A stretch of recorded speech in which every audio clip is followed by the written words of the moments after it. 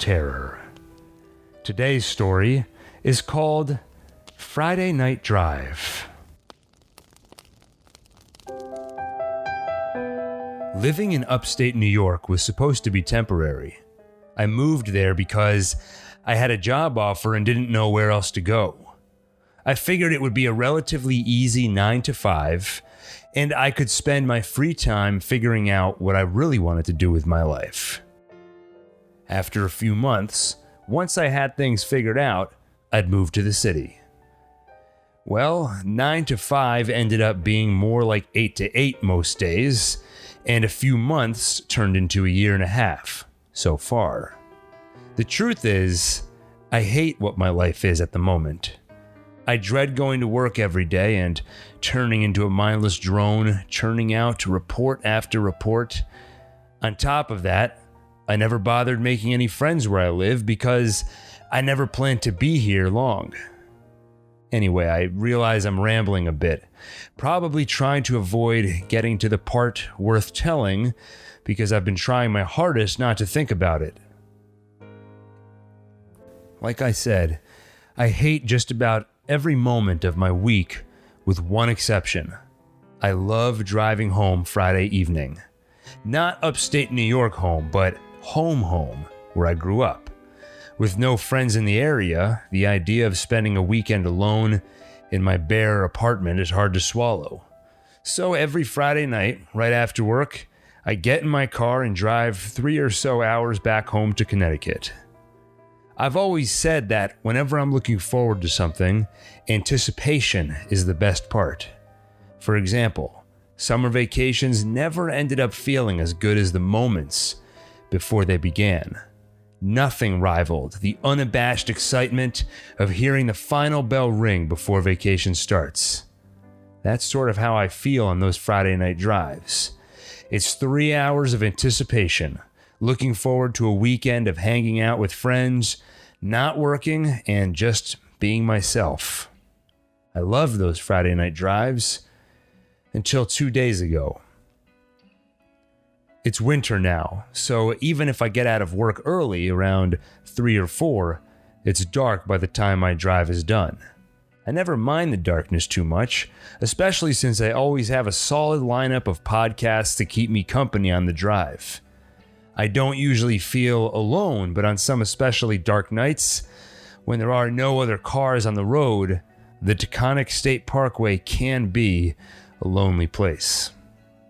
2 days ago, I didn't get out of work early. In fact, right around 4:30 when I was hoping to leave, I remembered one thing I forgot to get done. On his way out the door, my boss reminded me about it and with a smile on his face told me, "Don't stay too late." The unspoken part of that sentence is, as long as you get all of this done. I finished at 8 o'clock. The office was empty and most of the lights were off. It was eerie leaving at that time. In fact, when I got to the parking lot, I sprinted to my car so I could feel the safety of not being exposed in wide open darkness. I felt silly doing it, but I didn't feel fully comfortable until I whipped my head around and made sure there was no one hiding in the back seat. Once I started the car and turned on my podcast, the hairs on the back of my neck settled down. After a few minutes, my frustration at staying late and my irrational fear of darkness were both replaced with the usual anticipation for the weekend. I was still annoyed at how late it was, but I reminded myself that in 3 short hours, I'd be at a bar catching up with friends. This is where I get to the part I don't want to think about. Around an hour into the drive, I was on the Taconic State Parkway. As expected, I didn't see another car on the road. That changed suddenly when I noticed headlights in the distance behind me. I might not have noticed them if not for the fact that they were rapidly flashing on and off. My first thought was, what the hell is wrong with this person? Then I started to worry that they may be trying to warn me of something.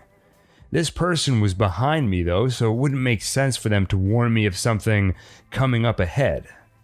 I reached the conclusion that they were messing with me, especially once they started flashing the high beams. I chalked it up to some kids screwing around and tried to ignore it. Once the car sped up and got closer, I shut off my podcast to make sure I was completely alert and paying attention. Even if they were just messing around, I didn't know if it would escalate into something dangerous. I glanced in my rearview mirror to see if I could get a glimpse of the driver, but they were too far back. However, during that glimpse, I saw them turn their headlights off. I started to feel more justified in my fear of escalation, as this time the headlights didn't turn back on, making it nearly impossible to see the car. I debated slowing down or even pulling over entirely to let this person pass and put some distance between them and me. I quickly ruled that out though. If they were looking for trouble, then slowing down or stopping could be a terrible idea. I then considered just taking the next exit and getting back on the highway after waiting a few minutes. I ruled that out too. I was already so late and really, I felt like I was being silly and likely worried over nothing. I glanced in the rear view again. The car was close enough that I could see it, even without the headlights on. I still couldn't make out the driver, but I could sort of see the silhouette. From just a quick look, it was hard to put my finger on it, but something didn't look quite right. The driver seemed misshapen. At that point, I started to feel afraid, but it was easy to tell myself that my mind was playing tricks on me. It was dark. It was just a quick glance. I couldn't even really say what was wrong. Just the vague sensation that what I saw wasn't quite right. Then the car sped up and moved into the left lane. I was relieved that they were going to pass me and I could put some distance between us. As the car got closer, I glanced over my shoulder. There was something seriously wrong with that driver. I still couldn't see much more than a silhouette, but I was absolutely certain that the driver's head was sort of caved in or dented. I just wanted them to pass by and be on their way. My heart sank when the car slowed down the moment it was next to mine. They didn't want to pass me. They wanted to drive side by side with me.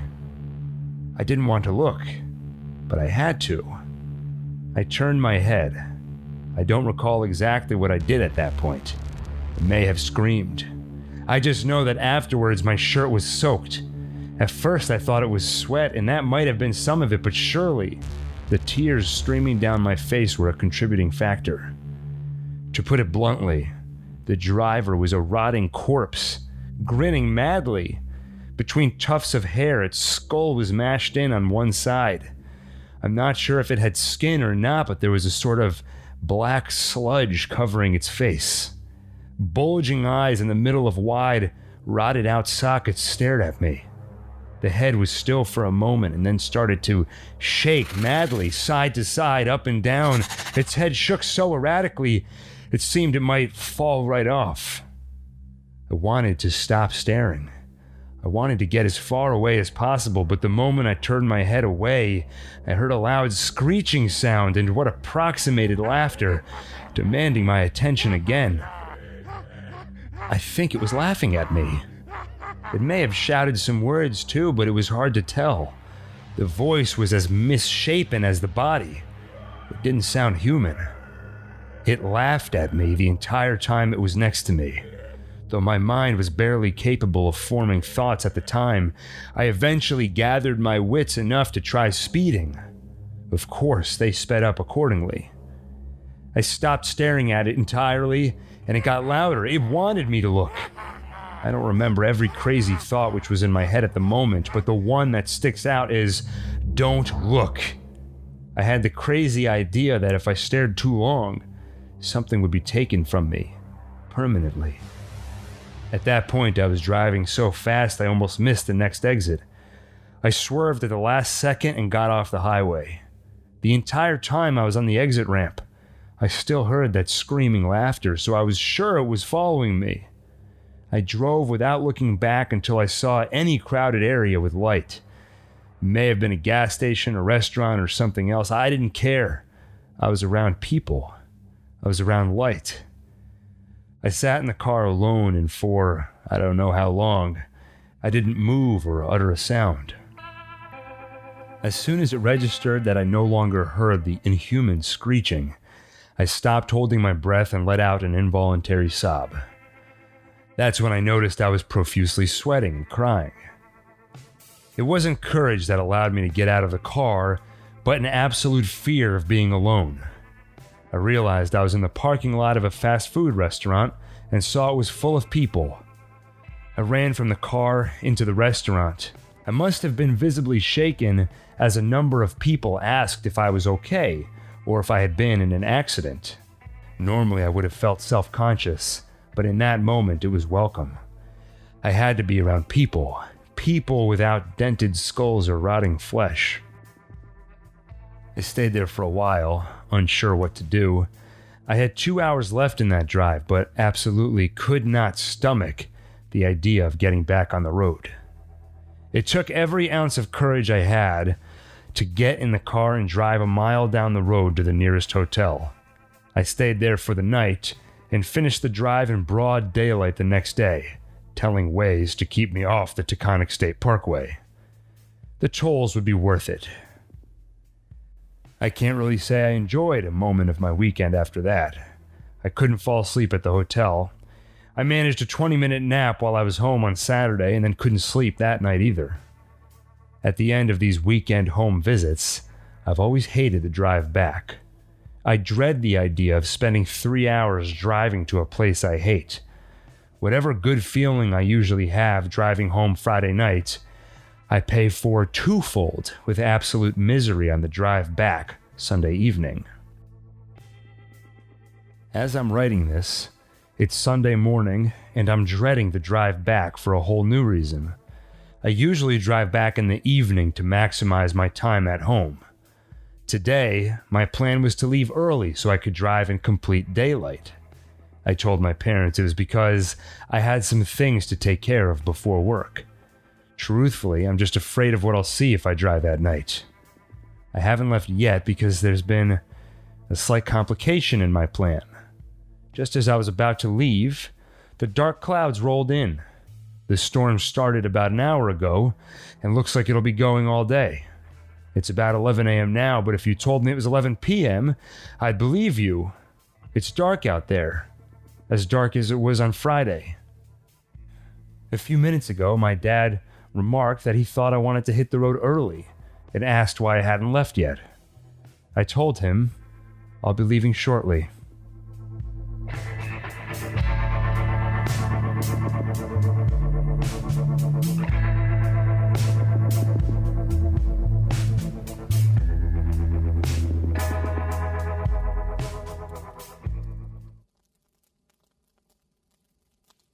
Well, it looks like that's all that's written for tonight's tale.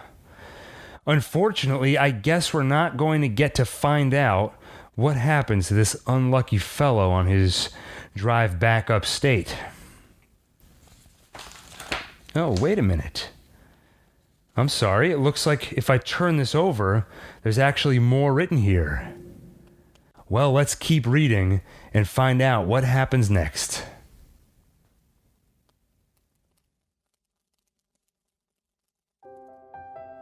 Whenever I watch horror movies, I criticize the main characters for not getting the hell out of whatever situation they're in at the first sign of the supernatural.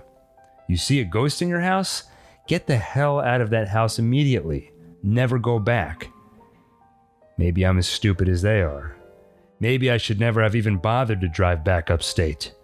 Was I completely foolish to think I could outsmart the monster or demon or whatever damn thing it was that I encountered on the Taconic State Parkway that night? I'll start by recapping the last week of my life. I was supposed to drive back to upstate New York last Sunday. However, my plans of only driving in daylight were thwarted by an unexpected storm. On the advice of others, I took a sick day Monday, so I wouldn't have to drive back until Tuesday morning. Tuesday was a bright and sunny day. My 3-hour drive went by without incident. I still felt unsettled from last Friday when I saw that ghoul driving his car, laughing at me. I was still hardly sleeping at night, which meant I frequently fell asleep throughout the day.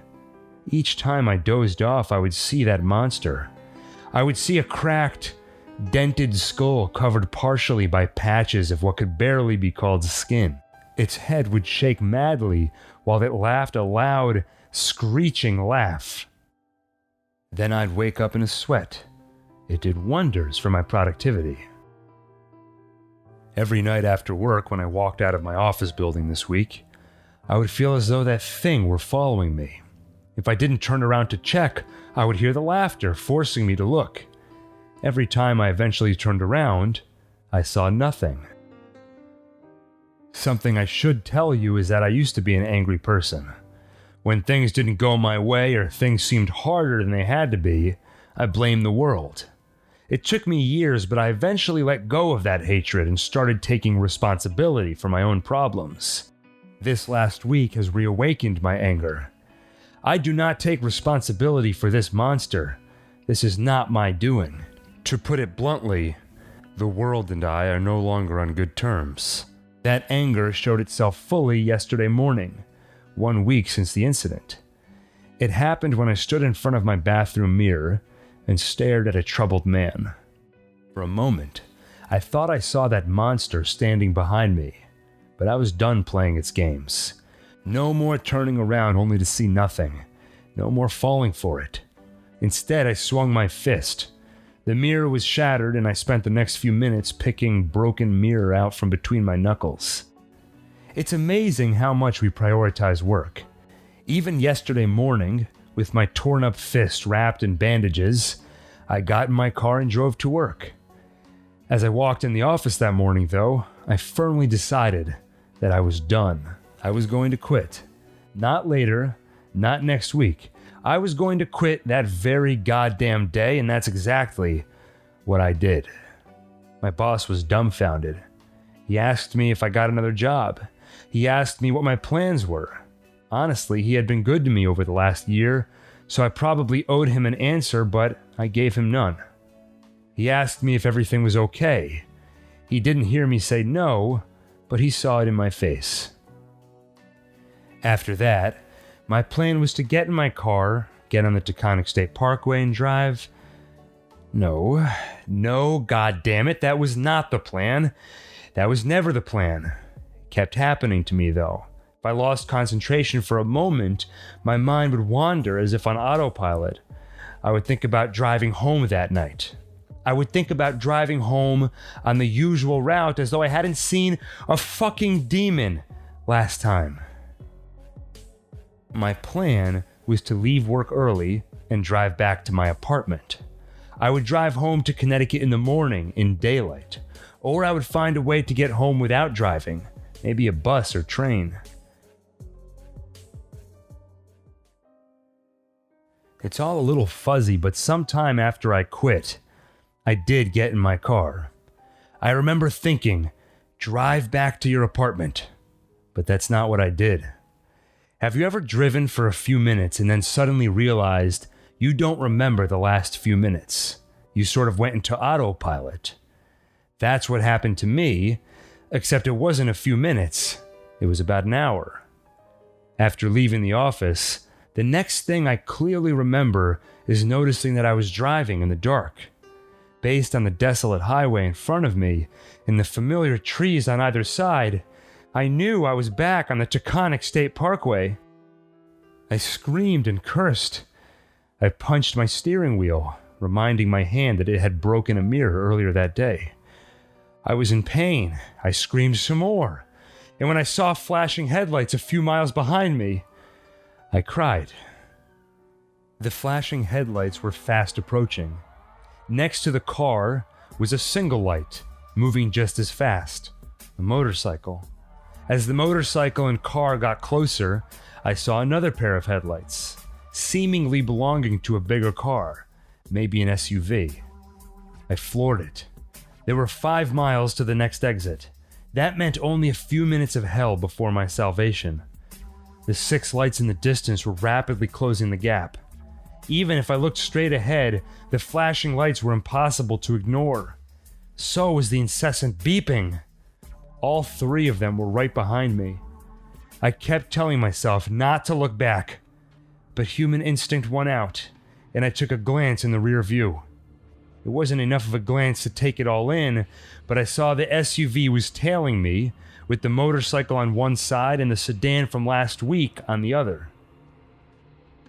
I could only make out silhouettes, but in that SUV, I saw at least 5 of them. Their heads weren't head shapes and their limbs didn't quite bend right. The thing that sticks out most in my mind is the dancing. They were jumping around in that SUV like they were having the time of their undead lives. Their movements were jerky and unnatural, but it was unmistakable that they were doing their best approximation of dancing. They were gaining on me. I didn't want to know what would happen if they got in front of me. If that happened, it was game over. Once I turned my attention back to the road, something occurred to me. Typically, every Friday just after leaving the office, my first stop is the gas station. My tank is usually depleted by Friday, and I have to fill it up to make the 150 or so mile drive. When I left the office earlier, when I was on autopilot, did I stop at the gas station? I remember becoming very aware of my beating heart at that moment. It was beating so hard, I felt like it was doing everything it could to crack open my ribs and escape my chest. If I needed a sign that my anger at the world was right and proper, that needle pointing to E was it. The meter told me the tank was empty. I held the pedal firmly. I was still moving and there were only a few miles to go. Even if I was nearly empty, I figured I could still make it to that exit. Only 3 miles away now. Then I heard the laughter on either side of me. From behind me, it wasn't quite laughter I heard, but some kind of grotesque howling. I tried not to look, but I had to gauge how close the car and motorcycle were to surpassing me. I looked to my right. Staring directly back at me were wide eyes protruding from the broken remnants of a face. The thing atop that motorcycle howled with laughter from a mouth that led back into a severely sunken face. Where you'd expect to see a nose, instead there was a large hole just below those wide, bulging eyes.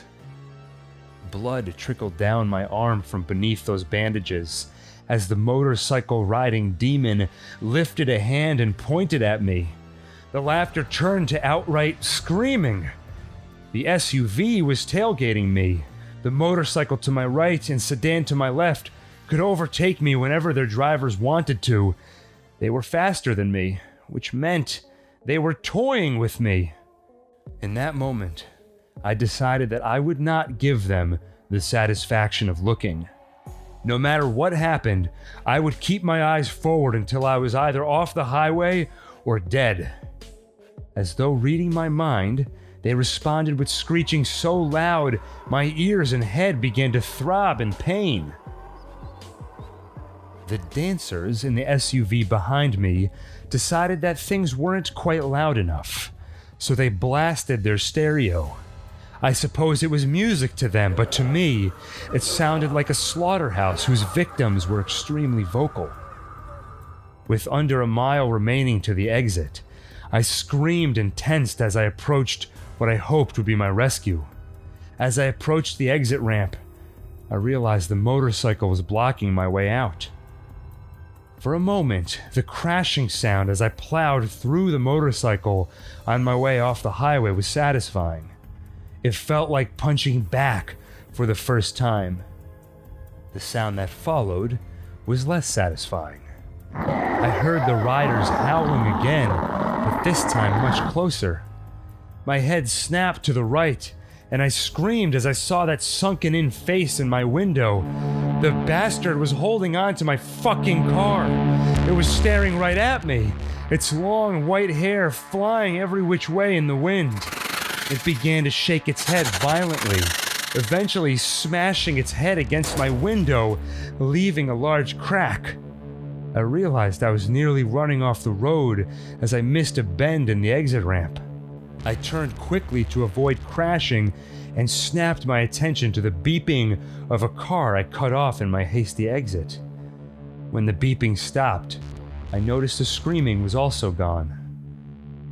Maybe the world decided that I was owed at least one small favor, as I apparently had just enough gas to make it to a nearby station. When I parked my car, I felt all the sensations hit me at once that had been dampened by adrenaline before. There was a severe ringing in my ears and throbbing pain in my head.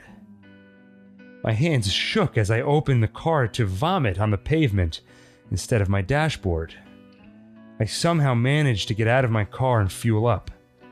I once again drove to the nearest hotel and spent the night, comforted by the knowledge that I was in a building full of people. The last thing I remember before falling asleep was making a promise to myself. I would never drive at night again, and I would certainly never drive on the Taconic State Parkway again. It's Saturday morning now, and I'm writing this from my hotel room. It's another bright day today. I'm planning to hit the road just as soon as the sun goes down. Then I'll get back on the Taconic State Parkway and head straight home. Wait a minute. No. It took me a moment to notice what I just wrote. I need to stay vigilant today. I can't lose concentration and go into autopilot again. Just gotta wait for dark and get back on the Taconic State Parkway so I can get home. Gotta stay focused. Gotta get home.